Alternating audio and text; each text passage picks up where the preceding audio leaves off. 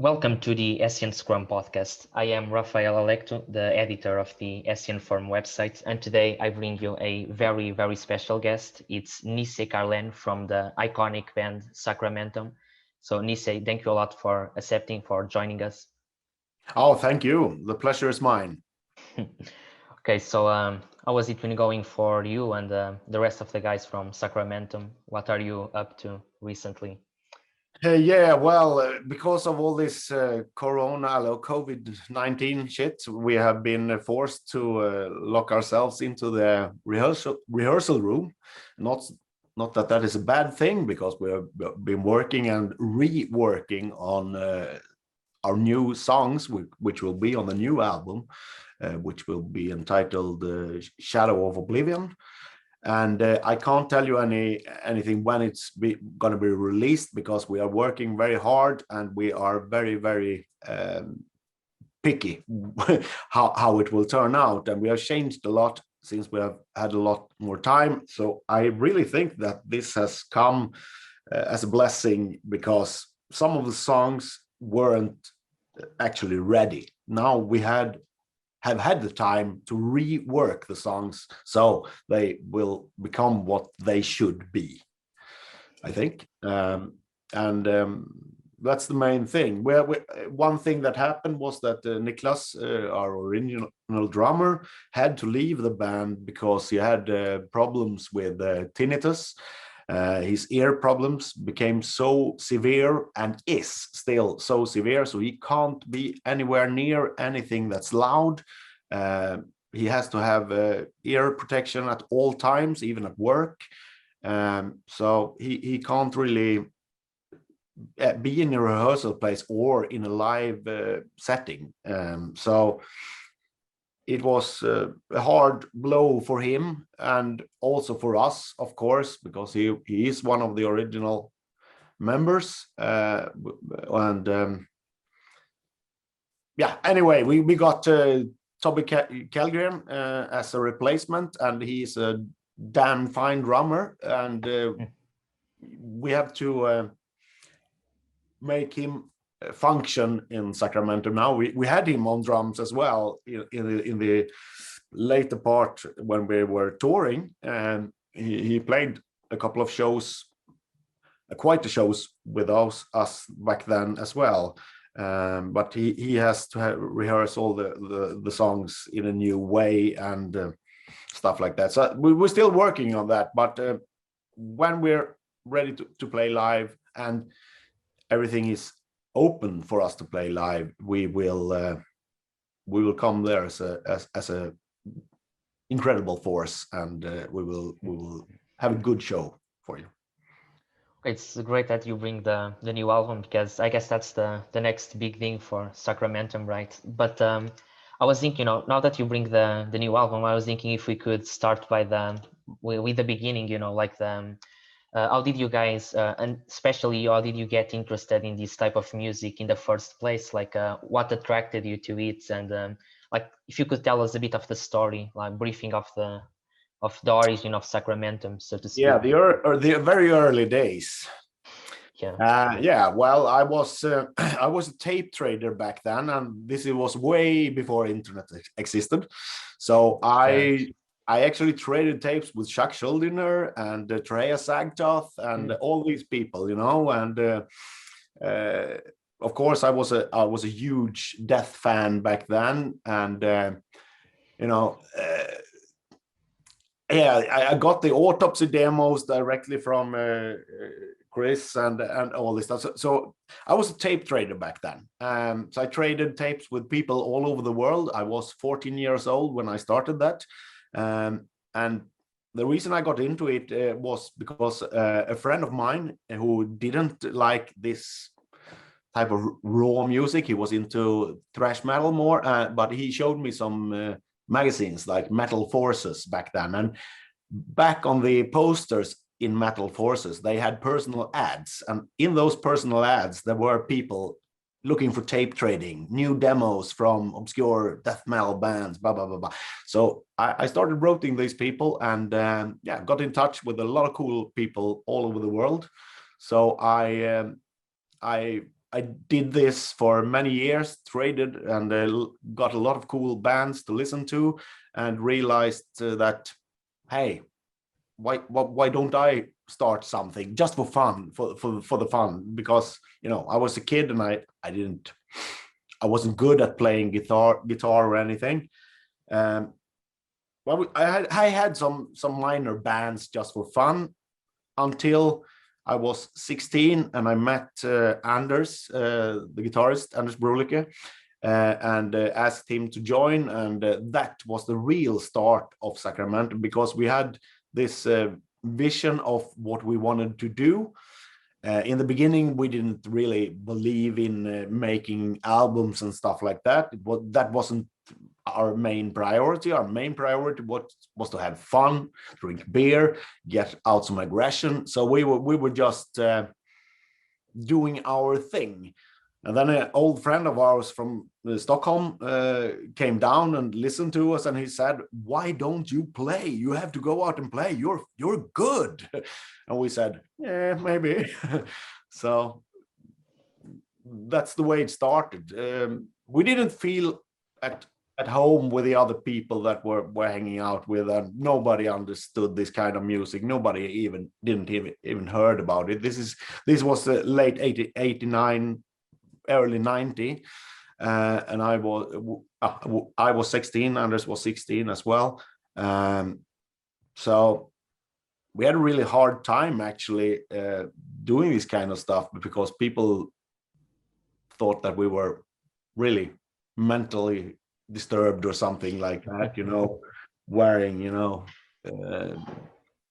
inverted crosses, pentagrams, and all this, and yeah, well, we went far into ourselves to see who are we, because we don't want to be a part of this society. We don't want what you're preaching down our necks. We don't believe it, because we want to find ourselves as we truly are, and that has been a lifelong, and still are a lifelong process for us.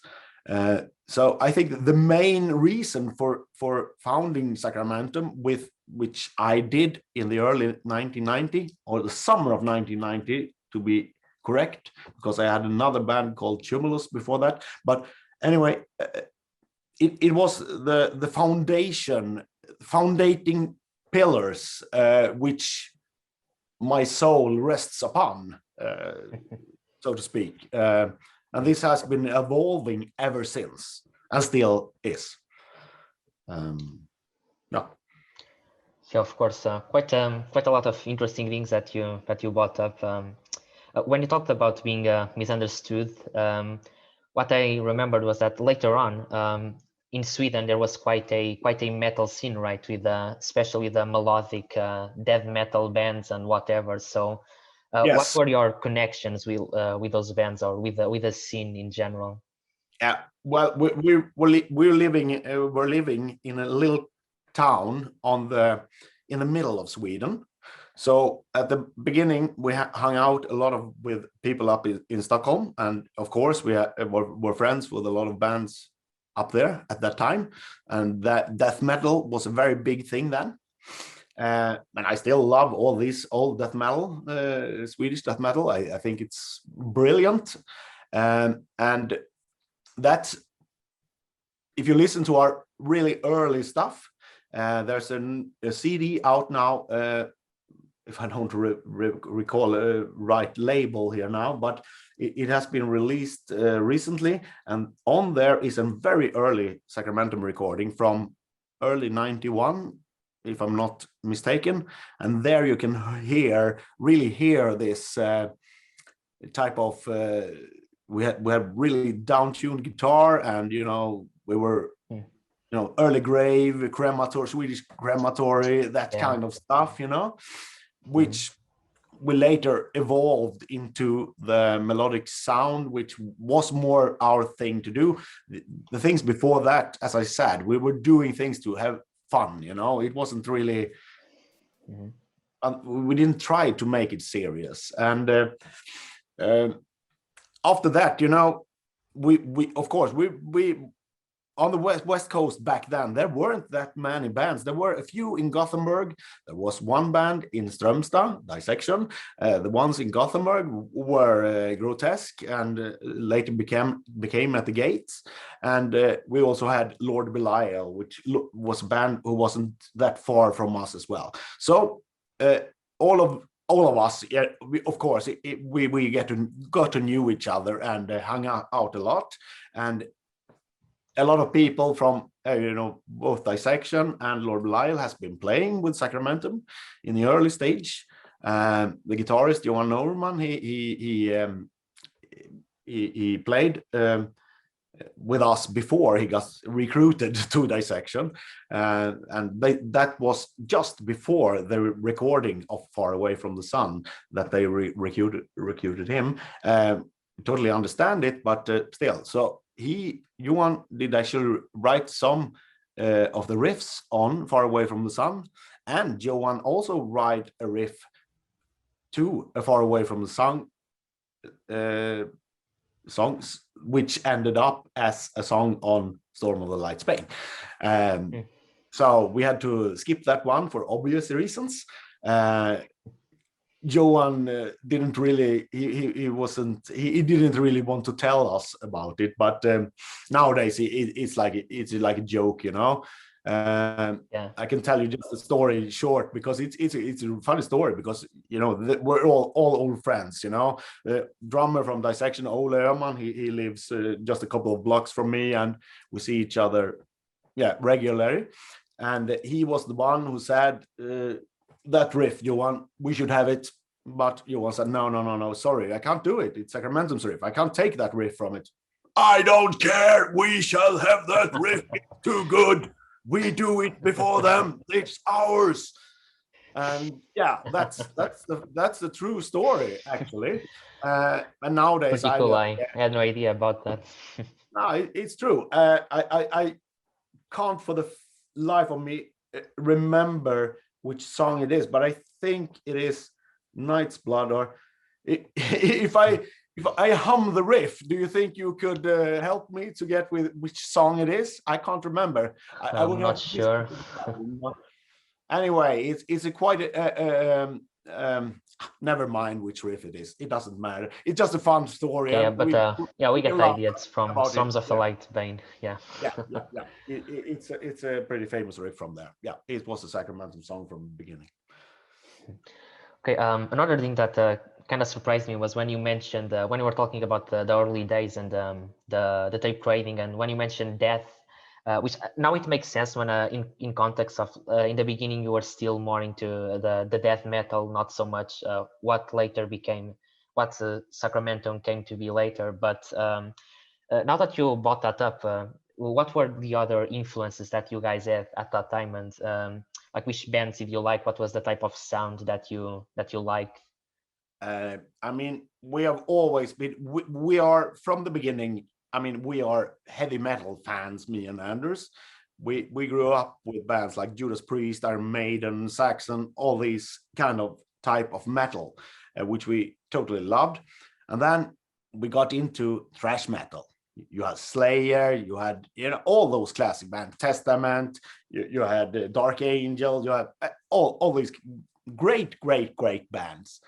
And then we got into Possessed, we got into Death, and it's the classic way. You hear it and you just, man, this is so brutal and good. And then you had the Swedish, and you can't go back, right? Yeah, we had one of the earliest Swedish death metal bands is Grave. And I mean Grave, the early Grave. I fucking love it. It's so fucking brutal. I love it. So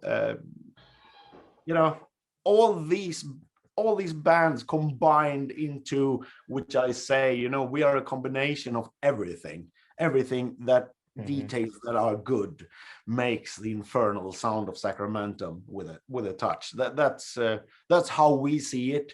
That's what we are trying to do. But we need feeling more than a good riff. We have to have a feeling. You have to have a flow through the whole song. We are painting pictures with the music, so to speak. and with my poetry to the music and the album art and everything, I think that it will take you somewhere you've never been before, but maybe always long to be. I hope so anyway, or it could help Yeah. some people to get to a place, a peace of mind, whatever, just bring something in there to get them to either elevate or take them away just for a minute and experiencing something profound within yourself. That's and that's why we are doing this, because that is truly what happens when I come up with the ideas about the artwork and everything, because I work closely with Necrolord, my very old friend. I see him regularly, and we are always discussing ideas, and he knows, that, okay, I think I am the only one that have this privilege to sit and work with Necrolord in that way. It's a collaborative process. Oh yeah, and he has become, like, now when we started up Sacramentum again, he has become like a mentor for me, because I give him ideas what I'm going to do next and how I'm going to do it, and not that I want answers. No, you shouldn't do that, you should do that, because that's not the relationship we have. We just ideas, so he could reflect this in the artwork later on. And of course he supports me in a way when I feel that this, oh man, it's it's a fucking drag, it's not happening the way I want it to happen, or I'm stuck at this point, and he, like, pushes me on, and like good friends are supposed to do. And I am very, very glad and privileged to have him as a close friend, and he's a great person. So we have a lot in common. He's a great musician also. So Yeah, he also had quite a few bands, right? Not just the artwork.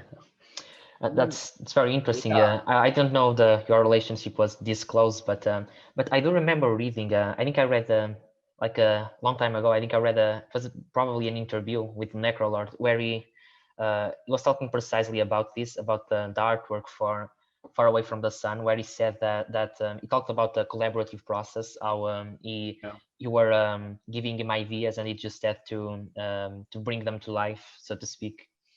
Yeah, he had the privilege he could read all the lyrics, he could listen to the album when he painted, and I gave him some things that I thought that should be there. Then it's, of course, his creative process, and I won't interfere with that, but still I won't have some structure, so that when you're reading the lyrics, you're reading the titles, you hear it, either reflects in the cover, and he understands that, and he reproduced, he drew it magically for me. I was very, very glad to see it, and I am a proud owner of the original painting as well. That's very cool. Yeah, since he is a good friend of mine, he let me buy it, and he knows where to get it if he wants it. If he wants to put it out on display or something like that. So he felt confident in selling it to me. Well, so there's quite a lot of stuff here, quite a lot of interesting points that came up. Something that you said more than once on this so far that really stuck with me was like in the beginning when you talked about having a vision you wanted to communicate, and now when you're talking about also the so to speak, the painting with sound and the way this sort of integral, complete artwork. It's not just it's the music and it's the lyrics and it's the and that's very interesting because I think I've said this before on other podcasts that I think one of the characteristics about metal music that it's not as much as talked about as it should is that I think metal is it's a very visual kind of music, And I think Sacramentum is a good example. I think when someone listens to the album and looks at the cover, like as you were saying, listening to the album while looking at the Necrolord artwork, I think there's a lot of resonance. You can really see like the connection. So I think it's very interesting that you bring that up, because like I said, yeah, I think it is a big aspect of the imagery. It's a big aspect of the music. Yes, this is extremely important for me in Sacramentum. I paint all these vision before we can make an album. I have a vision about these places, and I won't reveal what Shadow of Oblivion is about, but Shadow of Oblivion is a title who go back to the actually first mini LP, Finis Malorum. We have that title, Shadow of Oblivion, is a painting that is in Finis Malorum album from '94. So this is the reason why I choose this title for the new album, to tie it together to this, because when we did the later albums, the time was what it was, and black metal had become what it had become. We wanted to give a big metal fist in the face of all this romantic bullshit that was going on. So we went for the more straight on kind of hard hitting trash, death trash, so to speak. And I regret today that we didn't use Necrolord, but we didn't have the time, since he had so much to do. It wasn't possible because the albums had been delayed so very long time. But I can say that I won't make another album without Necrolord's art on it. It won't happen. So I don't care how many years it takes to get an artwork from him. It won't happen before. We won't do it again. But I can say that we will re-release both The Coming of Chaos and Thy Black Destiny with new artwork. Very nice. And they will be totally remixed by the legendary Dan Swane from the original tapes. That's very, very cool. Is that the first time you announced it? No, I have announced it before, but okay. I did it in an interview. I think Spanish sign, underground sign. I think it's called Total Death. Am I right? Do you know about it? Right now doesn't ring a bell, but maybe maybe I know, just not remembering. I did a really extensive interview, my first interview in 19 years, should I also add. This is actually the second interview. That's quite a privilege. 19 years. So it's I'm very careful with interviews today. Just because sounds I don't wise. have time, and I don't have time to waste time, so to speak.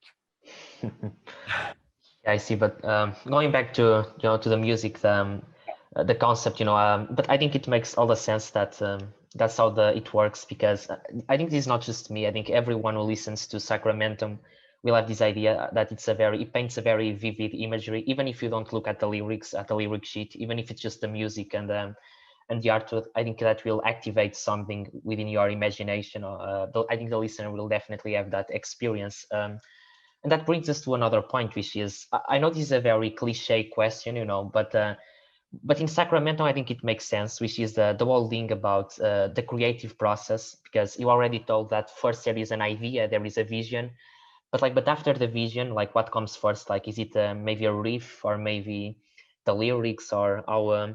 I think for Sacramento, it's important because the compositions are quite remarkable. It's long songs with it's kind of, they take the listener on a journey. It's not very linear. It's they have lots of sections. It's quite an emotional journey. So I think it would be interesting to know like how that comes about. How do you form a song?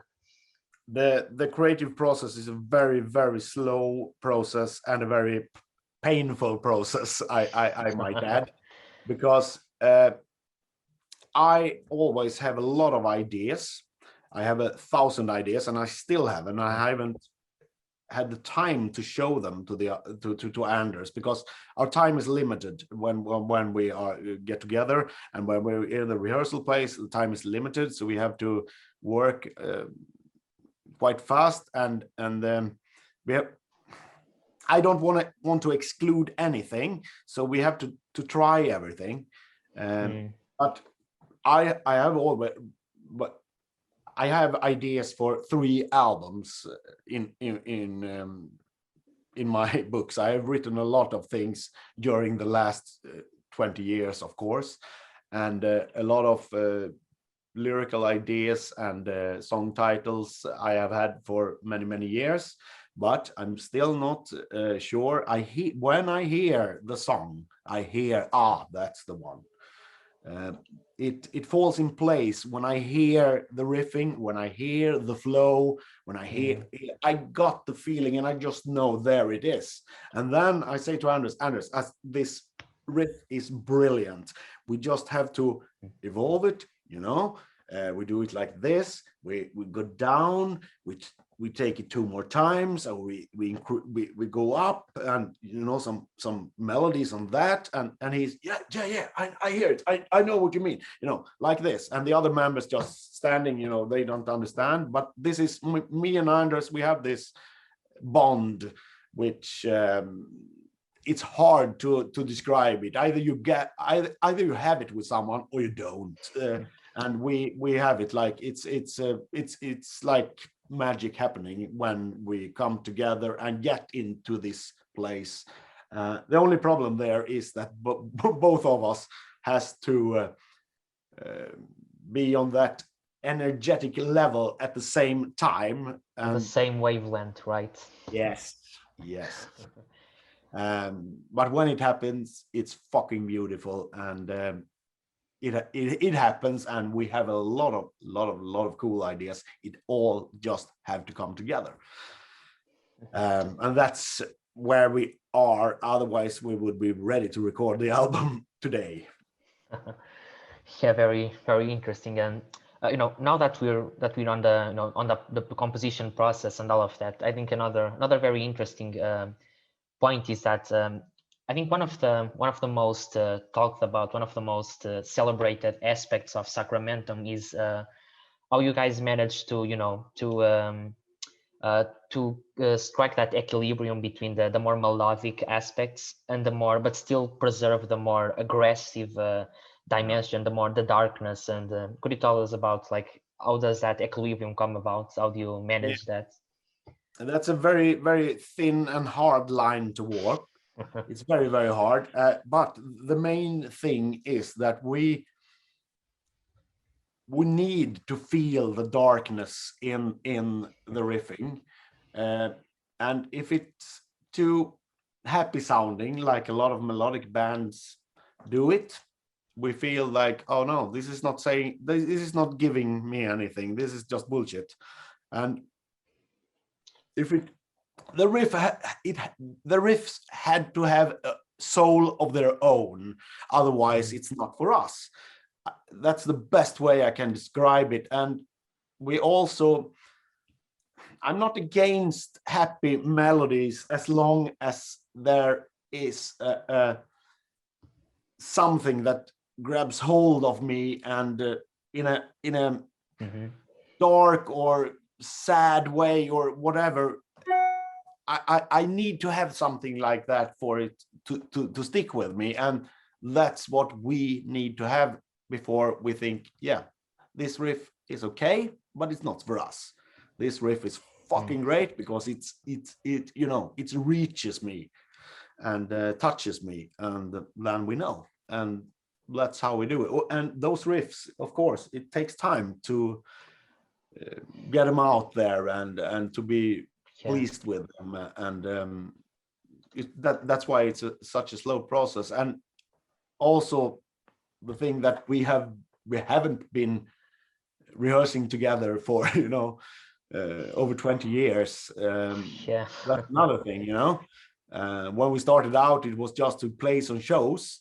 It was never to record a new album, but when we started to rehearse, we felt like, holy fucking shit, we missed this.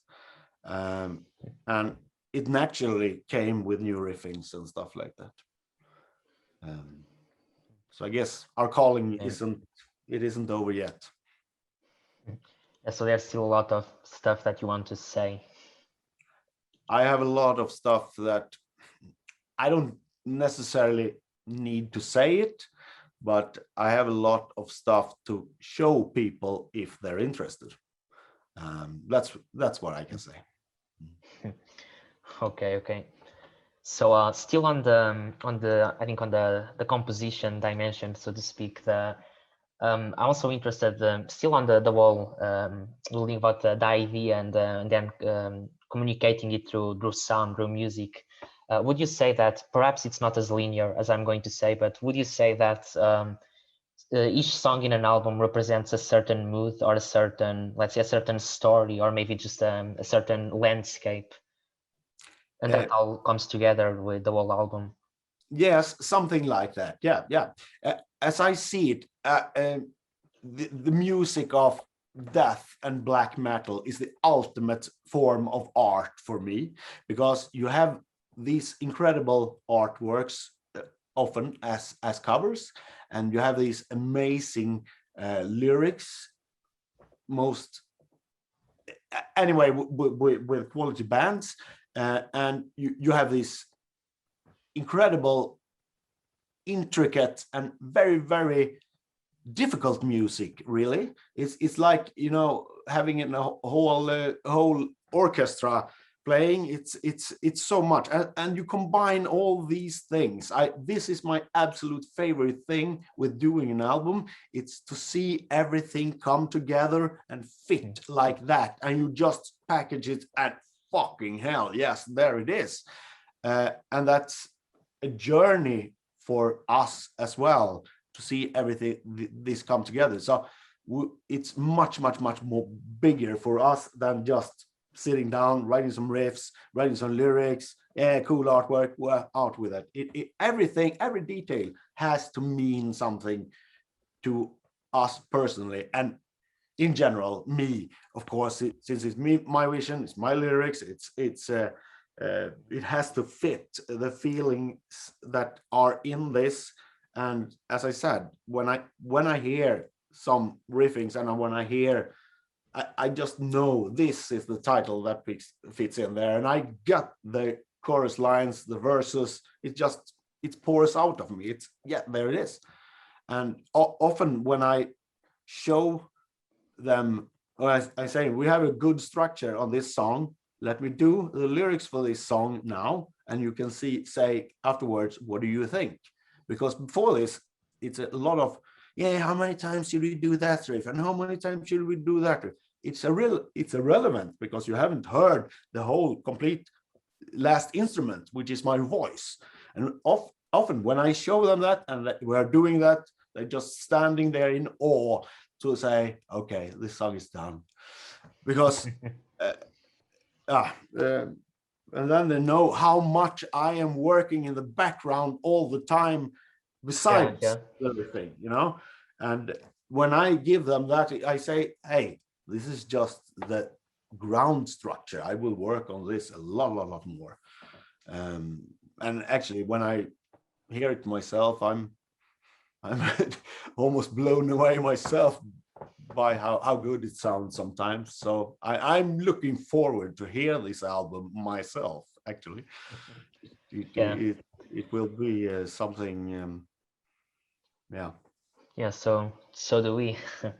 And another thing that I found pretty interesting about what you were just saying, about the voice being the last touch, because I think that in a lot of, well, in black and death metal, which uses a very specific type of vocals, I think many times the voice is also kind of just an instrument in itself. It's more about the texture, right? And I think in Sacramentum's case, for example, I think in all of the albums we can see that, but in Far Away from the Sun, for example, the voice really adds it's very expressive, you know, adds a whole layer of coldness, and I think it really enriches the environment.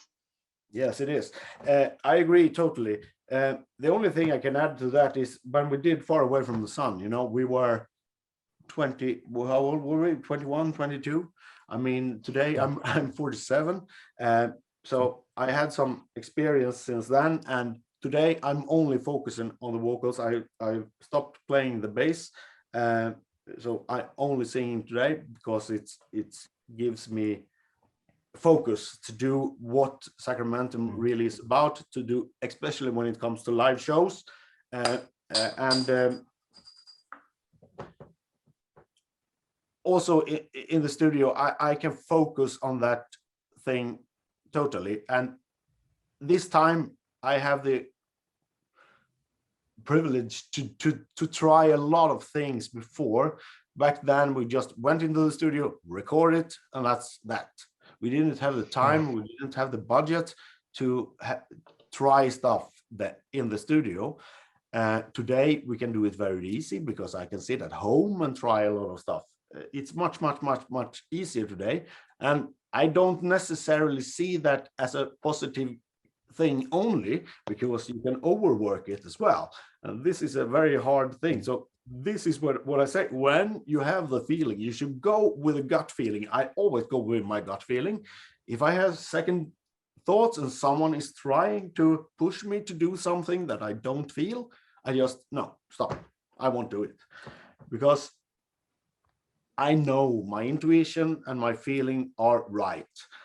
If someone has to convince me that it's not, they have to show me that, okay, it's not. And I have to realize, okay, sorry, I was wrong on this one. It happens, but it doesn't happen often. And those times that I had let myself been talked into, this is better. Oh yeah, okay. Then afterwards, I have always, no, fuck, why did I let myself get talked into it? Because this is wrong. But certain circumstances, and you know, you don't have the time and you don't have the money and blah blah blah. Sometimes you get into these situations, but it won't happen now. I refuse to do it without feeling, and that without it has really touched and caressed my soul in a both beautiful and very dark way.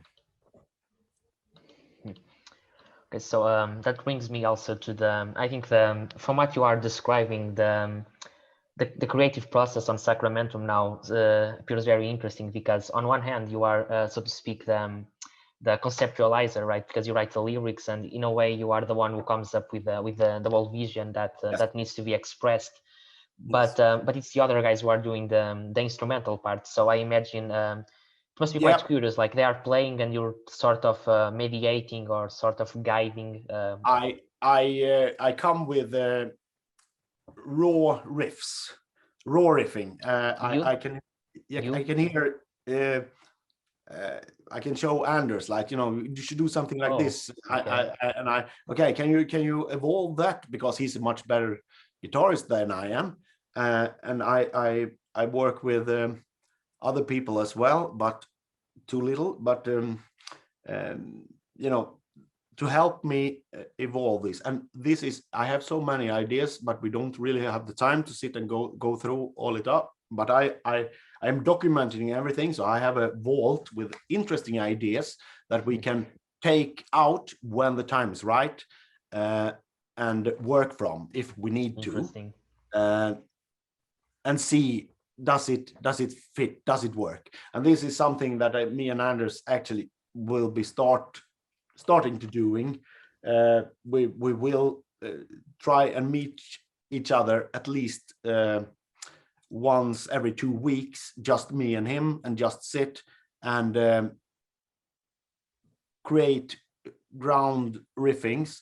And if we don't do that, we should just sit and talk, and you know, because there's a lot of things we all has to discuss all the time, and we don't really get the time when we're rehearsing, because then we have to focus on that and the other people as well. So this is something that we need to do, and it's pretty hard to get into our tight schedules, but this is something that must be done. And I can show him, because when I show him something just in the rehearsal place, he doesn't get it. What is it I'm after? How do I mean? And I try to explain. He doesn't get it anyway. You know, that's a process as well. Since I have it in my head, I hear it in my head, but I can't really play it as I hear it. So when we're writing riffs, they come, and Anders in particular, he comes with riffs, and I hear, okay, yeah, that's very good, but change it there and there, then you have it. So that's we're working together there. But since I'm writing all the lyrics, I can't take the credit for writing the music as well in the credits, because it's a money issue, you know, who creates what. And I get 50% of all the lyrics, and of course he should get 50% of the music, or the people who has written the music. And we have a new guitarist who is really good, who has written a lot of riffs as well, and he's still trying to learn how we think and how we work, adapting himself, and getting in tune. Yeah, and he's a great person. He's a real he's a special person, so to speak. He doesn't like to socialize with people, and we don't either. So he's quite a quirky guy, Quite you know. a character. Yeah, he's great, and he's a great drummer as well. You know, he's a yeah, he plays drums in another band, which is amazingly. He's an amazing drummer, an amazing good guitarist. So he's we're glad to have him. It should, yeah, but still, we have to explain to him in a delicate, nice way which is working and which isn't, because still it is me and Anders that are Sacramentum, even if we have let Tobbe into the core as well. When he does his drum things, which is great sometimes, but me and Anders has to direct that as well, because it can't be too technical or too modern or whatever, because it destroys the flow of the song, which is the type of thing that, I'm sorry to say, Tobbe, but he doesn't always get it. And it's a hard thing to get. Either you are an artistic soul, or you're a musician. It's very seldom that you are both. So, and that's the main thing that Sacramentum is for me, is that it is an outlet for my own visions and dreams or experiences and stuff like that. You know, that's just to have this forum to express it. It's a privilege, I think. Yeah, sure. I agree totally. But when you're talking about this adaptation, I guess that's a natural process. You know, it's something that's inevitable, because in a way these new musicians, they're it's like they're entering a foreign territory, right? Like they're entering planet Sacramentum, so they need to, discover the customs and how it works in that planet, right? Of course. I mean, me and Anders in you know, as I said in the beginning, me and Anders, we forged the pillars of Sacramentum, which the infernal spirit of Sacramentum rests upon. And of course, it's impossible for anyone besides us to get into the holiest of holiest, into the sacrament of Sacramentum, and I mean, erect their pillars inside. It's impossible. It won't happen. We wouldn't allow it to happen either. So we are and we have always been doing these. We have always used people from the outside to get where we need to go, and what we need, what we don't have ourselves, we have to get from outside, and we get it, and we get to where we want, and from there we progress. And that's the thing. That's what we're doing now as well. But me and Anders, it's no doubt about it. It's me and Anders. It has always been me and Anders. Without me, there wouldn't be any Sacramentum. Without Anders, it wouldn't be any Sacramentum. So we are the foundating core. I don't want to do Sacramentum without Anders, and Anders would definitely not want to do it without me, so that it would be over and it would rest. We would have to be doing other bands, you know. We haven't been really interested in doing that. We have tried some couple of bands. Anders have had some, I have had some, just for fun, but you know, we never felt comfortable in them, and it hasn't been enough. You haven't given us enough soulfully to carry it on. It's just been fun projects, you know? Yeah. And also, when you talked about the new album being sort of tying into Finis Malorum, this sounded quite interesting to me, and this reminded me of another question, which is, because of this tying, is there a sort of a founding, a big concept that mediates all the Sacramentum albums, like an arc team that pervades all of them and connects all of them? You hit the fucking spot there, man. It will connect. And yes, I will say this much. When you see the album cover for Thy Black Destiny, the real album cover that we wanted for, that I wanted for it, the original, we had some real issues with Central Media with the album cover that we had to go with, because it was a lot of problems. And I actually wrote a mail to them where I declared war against them, and that was oh my god, you know, they took it as a threat and blah blah blah. It was a lot of bullshit going on around. But the first album cover they sent us and said that we have to have it out before this date, so here you have an example of a cover. And I said, yeah, well, if you're going to print this cover on that album, which are looking like papier-mâché figures scaring little children, I will say this: I will start a fucking war against Central Media, because you can fuck off. Because I was really pissed, and they were really pissed at me because I expressed myself in that way. But and of course I wouldn't express myself in that way today, but I was young and I was, I didn't have time for bullshit, and I really wanted them to get the fucking message, and they got it. So it worked. Yeah, so they did another album cover, and I worked with the artist, a German artist. I don't know even how or who he is even today, and I hate this. I can't relate to it. So Necrolord is working on a new album cover for Thy Black Destiny, and this will it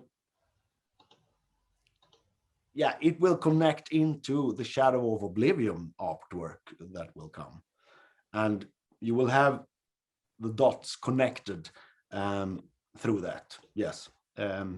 You're absolutely right. Very perceptive of you. Okay. Thanks. And I also wanted to bring, we're talking more about the past and also how it ties up to the present. But another interesting point is how you've been talking about also the way you've been away all these years, and now Sacramentum is back in town, so to speak. So and I think quite a lot has changed in the metal scene and the metal industry. And I wanted to know, like, how you feel about that, like what you feel about the contemporary metal, not just the music, but how it works now, and if it has gotten better or worse, and I think how you feel about this holding. I am overwhelmed with how much good bands that there are out there, black metal bands. They have taken what once was, and they have evolved it into another level that I didn't think were possible. I'm in awe. I just, wow, man. I mean, bands like Forage from Sweden, and you have Schema Forage from Switzerland.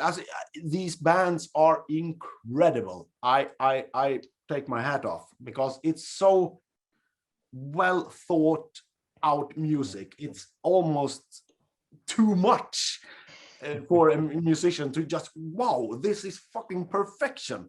And it's, I can name a lot of bands that I really, really like today, but I think it's incredible. And all the thing is also that the people today have a lot more distance to themselves than we had back in our days, you know, self-distance. And I'm really impressed by a lot of people that they are so cool, and you know, they don't need to have this black or white thing. I mean, they're intelligent, and I'm impressed by that. Not to say all bands, but you know, the real bands that I can relate to and get something out of. I'm impressed, and also how things are working today. I think that's progressed very, very good as well, because today we own the rights to Far Away from the Sun and Finis Malorum. Central Media will always own the rights to the other two albums, and unfortunately to the Shadow of Oblivion, because we are still contracted to Central Media after all these years. So we don't have a choice. We sold our souls back then a little bit, but Central Media is a good label. It's sold, the original owner, you maybe know it, but he sold the record label a couple of years ago, and Sony Music bought it. But Sony lets Central Media, the staff, which is metal fans like myself, they let them run it as they see fit, as long as it profits. And you know, they don't interfere, because they know that they don't have the knowledge to do what the people there are doing.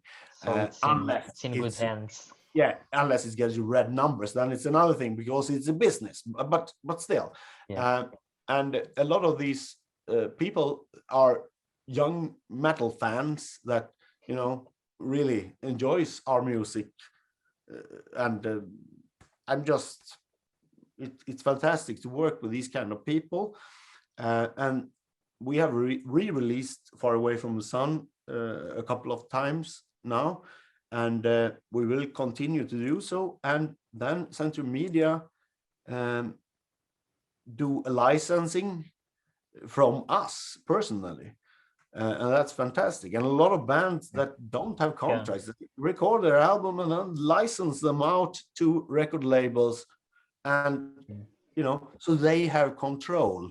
And if they're in a license contract that they don't like, that it goes out after a year, 2 or 3, or whatever you have licensed it for, and then you can start over again. So you're not stuck for the rest of your life.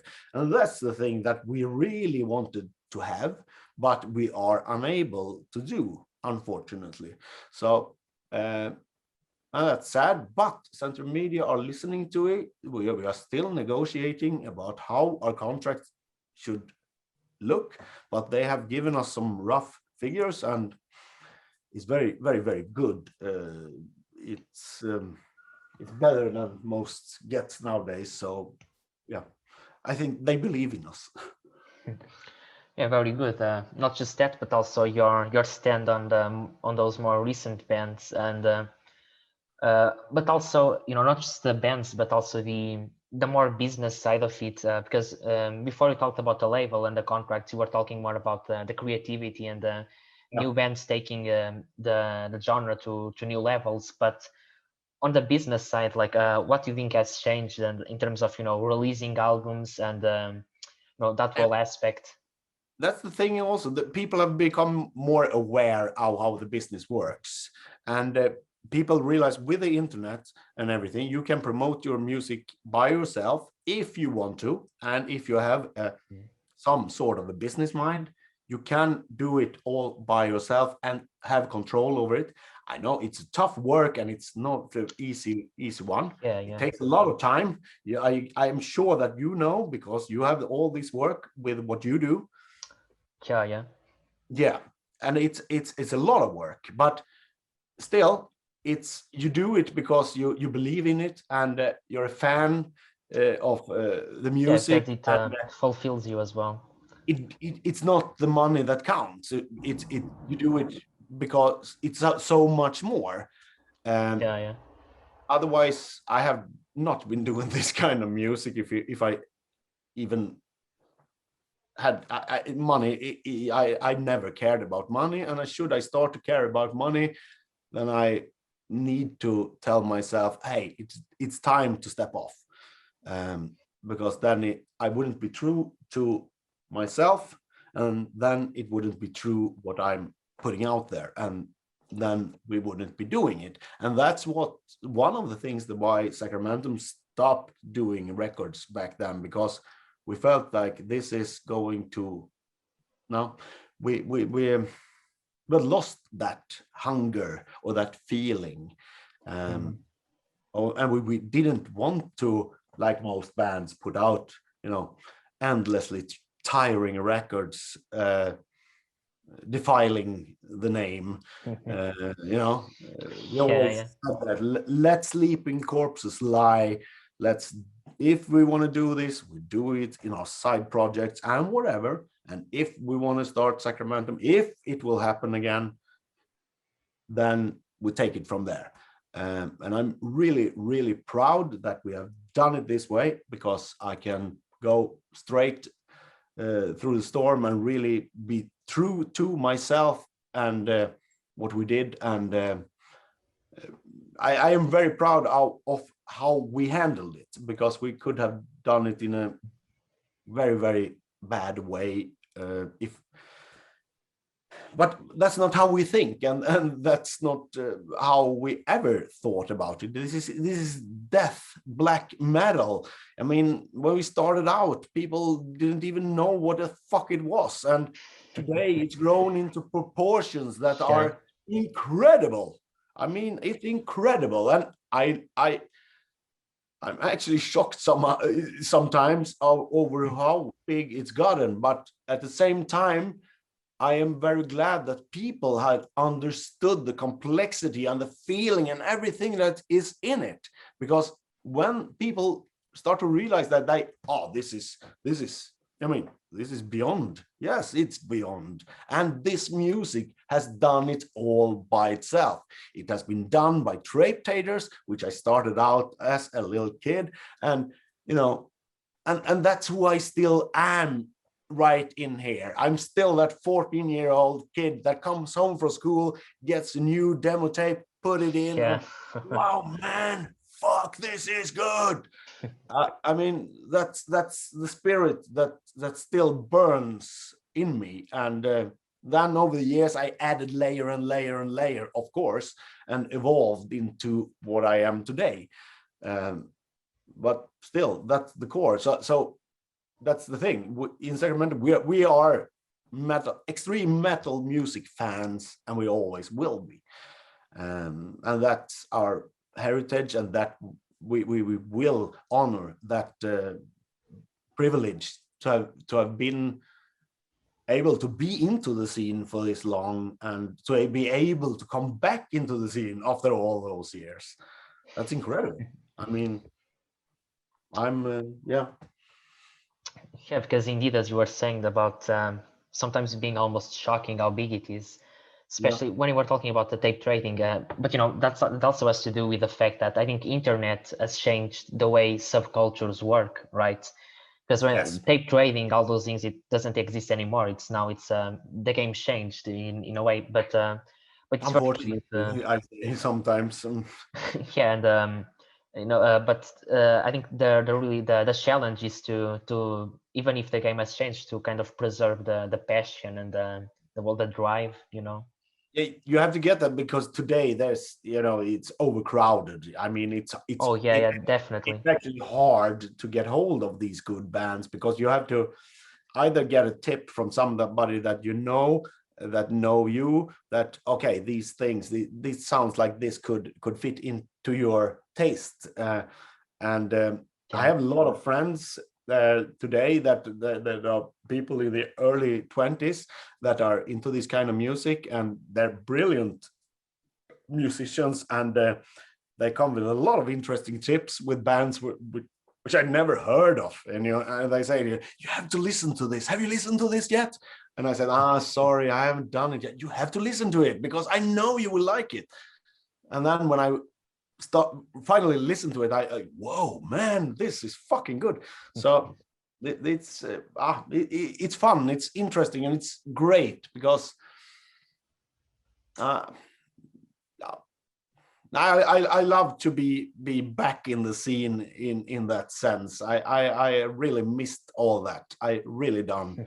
I've been doing a lot of other stuff over the years, but that part I have been missing it, and I have been missing creating these albums. And but in my mind, I've created a lot of other stuff, and a lot of it will be explained on Shadow of Oblivion, which will have an extensive introduction, and I think there even has to be introductions to every song, every text, because I can't write all this which I have thought for it, because it won't fit into the lyrics, and it won't. It's too much to.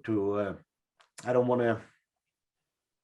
I shouldn't overpress lyrics, because it is what it is. The flow is what it is, and but it's still much more. So I will have an introduction to each song, which explains a little bit about it. So this will be, in sort, a conceptual album, which brings it all together. Yeah. Oh, that's very nice. And now that you came back to the lyrics, I was also thinking about. Of course, you were talking about the musical influences, which maybe are the most obvious, but because you do the lyrics, which is in a way it's a separate thing. Like, what other inspirations do you get besides music? Like maybe nature, maybe literary sources, maybe movies. Like what else inspires you? The biggest inspiration is deep inside myself. I always read a lot. I've studied the occult, everything from everything that's in the occult area, even like white magic, everything that's therein. And I've been doing this, all the spectrum, and I've been doing this for 35 years. And so going on this journey, which has thrown me to the deepest depths, and up to the most highest peaks of highest peaks. I mean, I've been caressed by angels. I've been staring at the vilest demon right in the eye, and felt their foul breath ready to consume me. Staring at the abyss, right? Yes, I still stand my ground, and I've confronted all of my own demons, and today I can proudly say that I control them, and I have them all behind me to do my bidding at my will, so to speak. And all of this is coming out in the lyrics in one way or the other. And then, of course, classical literature is inspiration as well, because I want to have the lyrics in a poetic way, it has to be beautiful sounding words as well, because it's very important. I will never explain this song is about this, because it's up to the listener to interpret it. I will give a general idea and I will describe it, but you as the listener, it's what it represents and means to you that is the important thing, and that's how I want it, and that's how I always expressed myself. And because hopefully they will get some people to get something, and okay, there, and they will continue to explore this in themselves, to elevate their minds or their selves, their souls into higher glory or whatever they want. I mean, I don't judge anyone by any belief or religion or whatever, because I don't follow anything but myself and my own ideas. So I respect everyone's opinion as long as they respect mine. Yeah, And of course. I think that's a very healthy way of looking at it, because I have, if you have Yeah, something to say to that's the way me, to go. yeah, I can learn from you because you have different views, and you can learn from me because I have different views. Then we both win. I mean, is that of, no, you don't think like that, I can't listen to you. No, this is wrong, because then you have limited yourself, and I am unlimited. Sacramentum is unlimited. We will never limit Sacramentum to what it can't be limited. You can't limit something that's limitless. It's impossible. So we will never do it, and that's a lot of the workings that I have done with outside the music, and it has been more important for me than the music. But now I feel that it's a perfect time to bring incorporate them together. to the music. Yeah. Yeah, that's it's always interesting to know what inspires the musicians, what they bring to the music, or like what animates their concepts. So Yeah. And that's, in a way, I think that's something I think it fits together with the idea I had of Sacramentum when you talked about the occult and the literature. I imagine you're talking about authors like Edgar Allan Poe or Lovecraft, Yes. or like That's writers classical like literature to me, yeah. And when you talk about the occult, also like a Yeah. big list, like I imagine maybe Crowley or Yes, definitely. Crowley, it's a wide range of authors, and yeah, sure, there's a lot of I have old friends of mine are today occult writers, and I have contact with people all over the world who has been writing occult books since many years, and they have been helping me with different sorts of stuff, and I mean, it's a privilege to have been able to get to know all these people, and it has been so rewarding to have their inputs into my issues, and they have thought, yes, I love your music, and that's how it started, and that's how you easily today can get into. And when I write to people, well, this is maybe this is, I'm putting myself on a high horse, but it's not like that, because I'm not like that. But I write to people that I personally admire, and I ask them for something. I'm interested in their art or whatever. I'm interested in their books or whatever. I'm asking, do you have a copy? which I can buy because the prices on eBay or whatever, they're ridiculous. And they say, of course I have a copy for you. I've been a fan since the beginning. And then you get blown away because what the fuck? Okay, they know about me, and okay, we can.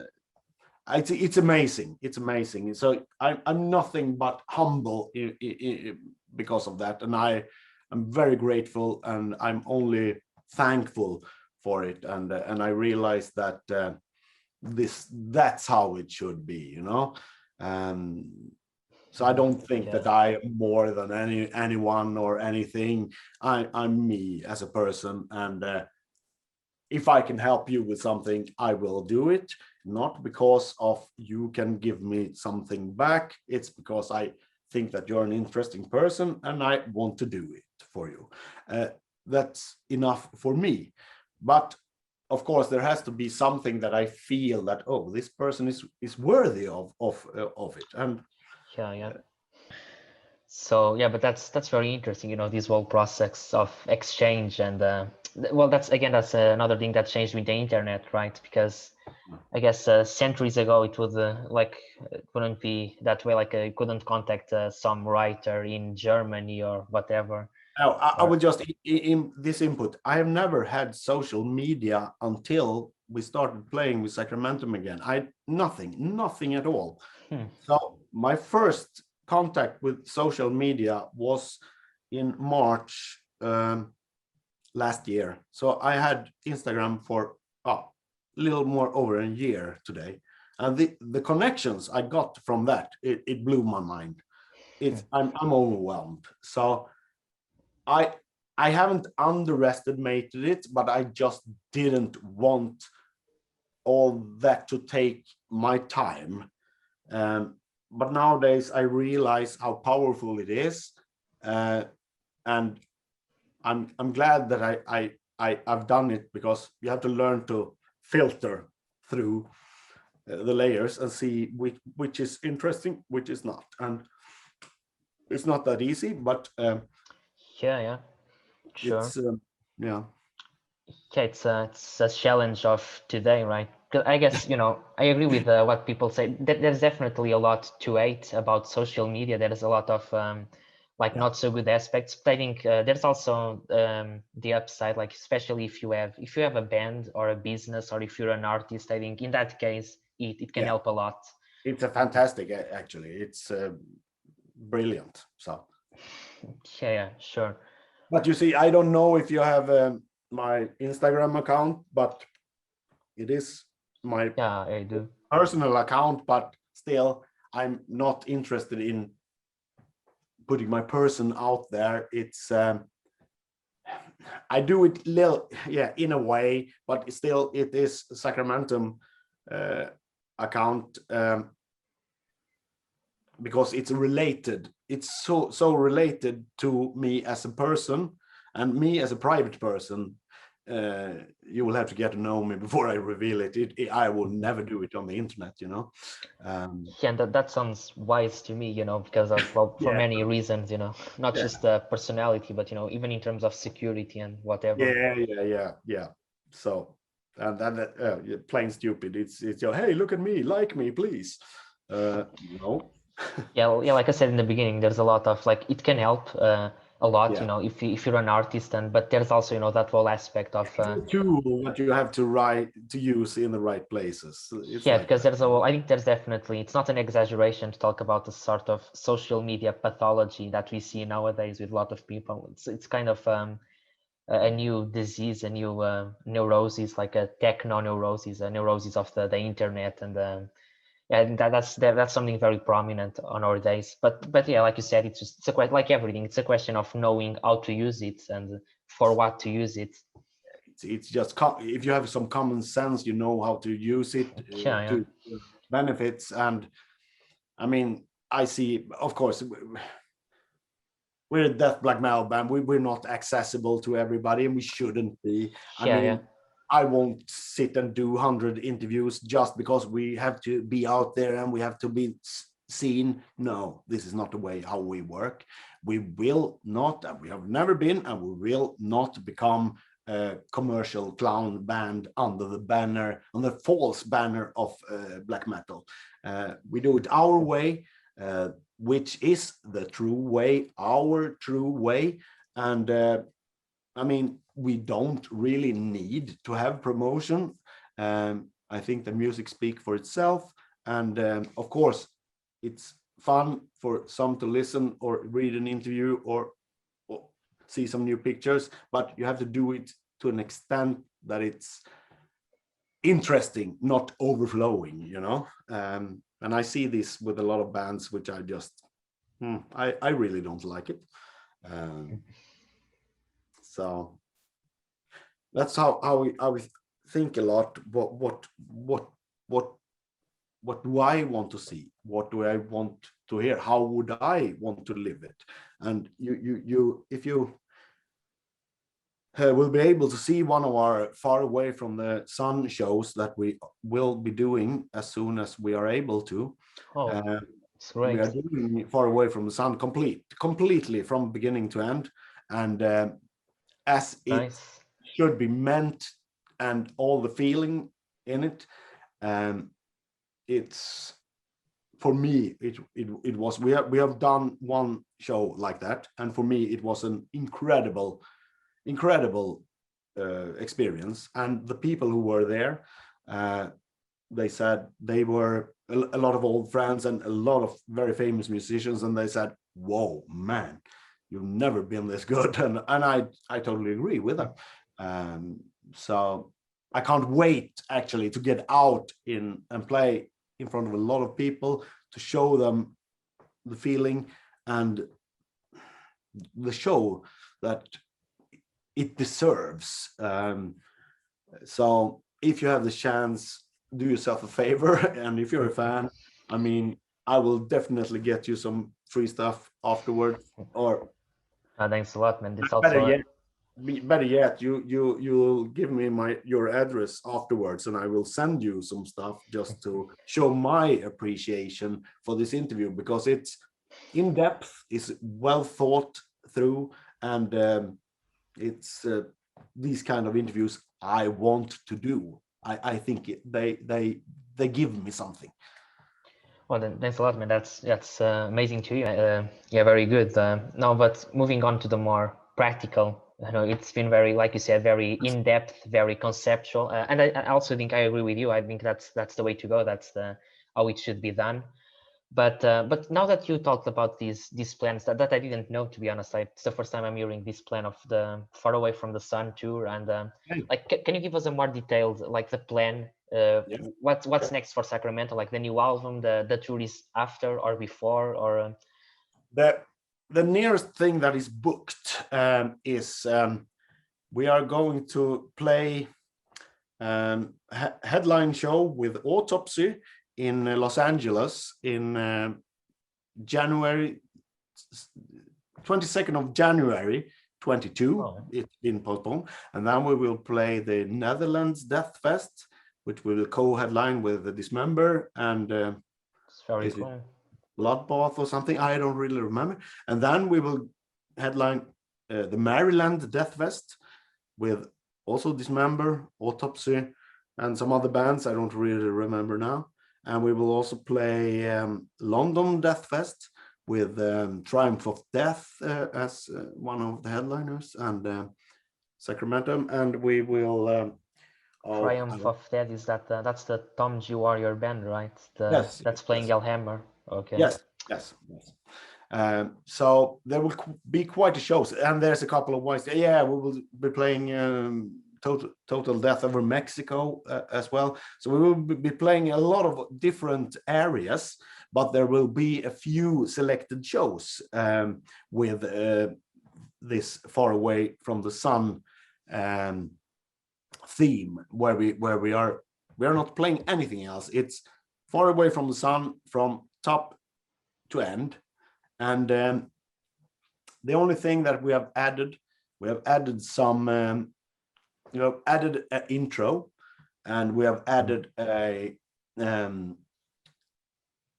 music between the songs, which add to the atmosphere, and like some interludes, right? Yes, yes, and to make these pauses that needs to be done, because sometimes you have to breathe and just think about what was it I just saw. You have to a pause, like intermissions in a play. You need to have a moment and think, okay, because a song like Blood Shall Be Spilled is a very, very intense song, and it's live, it's even more intense, I dare to say. Yeah, as should be. Yes, it is. And for me, it's an explosion, So I need to catch my breath after that song, because I give my all in that song. And to be able to come back and do after that a slower song, which is When Night Surrounds Me, but still a lot of feeling, and to have the energy to, not in aggression but in passion, show feelings of that song. That song is a hymn to the beautiful night and the night sky, and what happened. Very, very black metal. Yeah, well, it is, but we are black metal, aren't we? Yeah, right. Yeah, and it was written in 95, 94, 95. So it was pretty early, but of course we were influenced by that time and everything. And as I said before, we hang out with Dissection, we hang out with Lord Belial and all those bands, and they're still are very close friends of ours. We still hang out with a lot of them, even if we're older and all having families now, but we socialize together in parties and stuff like that. It's we're old friends and we're best friends, many of us. So I mean, nice. yeah, I mean, it's natural. Yeah, that's how I remember like during the Portuguese underground there was this, well, probably not just our underground, it's probably something from that was international, the whole idea of like do not compete, to cooperate, something like that. Yes, there you go. And that's how it was in the beginning, and it was fantastic. I mean, the competition just got you into trying harder, not not, oh, look at them. It was, it forced you to give your best, Yes, and just an healthy competition. healthy competition. That has been lost long since then, but some bands still got it, and they have it, and respect to them. And I'm impressed that a lot of today's bands are so, they don't have this prestige or whatever, for us it was another thing, because I don't know, we were young and we were, I don't know, we were trying to find our place in society, which we didn't want to be a part of. And of course, in the process of that, a lot of stuff happened, as you know, with all shit happened, as you probably know. And in the middle of that, my closest friend Jon Natveit, he did what he did, and eventually shot himself. So that's a trauma for me and a lot of other people, of course, but that's how things go. It's what it is, can't go back, can't change it. No, of course not. And I don't have any opinion about it, really. I mean, Jon is Jon. He still lives in my heart, and he will forever. All the great memories I shared with him is fantastic. What he has become is another thing, because I don't believe it's true. But for other people, he's a symbol for something, and that's for them to. That's not for me. Yeah, sure. I have another relation, and that's all I care about. and a lot of other people as well, which I've seen leave this limited existence way too soon for several reasons. It's sad, but Yeah, it's life. yeah, it's life. Life without death isn't life, and Yeah. death is just another state of being. So, or whatever you want, whatever your beliefs are. Yeah. But okay, but yeah, but those plans that we were talking about earlier, that sounds pretty good. You know, all those concerts. It seems like you're going all for it. To stop that Corona doesn't fuck it up. But because there's been a lot of concerts that have been canceled. But I If don't you know. have, I guess by that time it's probably going to be all right, or at least I hope so. But yeah, but that sounds really good. And if you have the possibility, you should go to the Netherlands at the Netherlands Death Fest. oh yeah, thanks for the invitation, I guess, so to speak. Yeah, it's no problem. I can get you a ticket if you need to, because I realize that it will be expensive to go there. But if it's possible, think about it anyway. Sure. Otherwise, do you know some good concert promoters that could do a great show with great bands in Portugal? Of course, we're interested. The only thing is that we have to charge a certain amount of money for us for it, so it could be done, because it's not that very easy for us today to just leave and go out and play, because we all have responsibilities, and we all have families, and yeah, it's not that easy to just go away. So we have a limited amount that we need to. Yeah, of course. But if you know that, just let me know and we can see what we can do. Mm-hmm. Okay, so yeah, so and I was gonna ask if you, well, you've already talked a lot about the next album, the next plans before the album. So it's first is those concerts. So yeah, I think to close, I was gonna ask you if you had anything else you wanted to say to the people who are listening, if there's a final message, or if it's all said and done. Yeah, I have a message, and that would be I thank you all.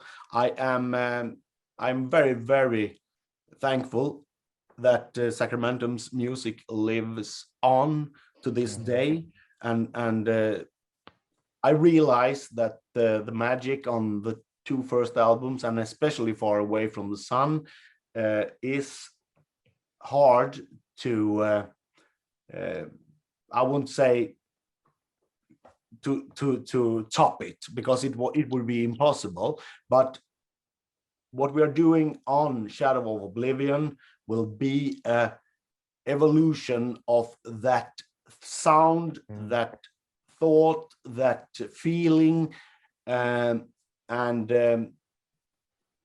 if you like Far Away from the Sun, I'm sure that you will like Shadow of Oblivion, even though it will continue some elements that are new to us. But we have to evolve as well, and we're taking everything into consideration.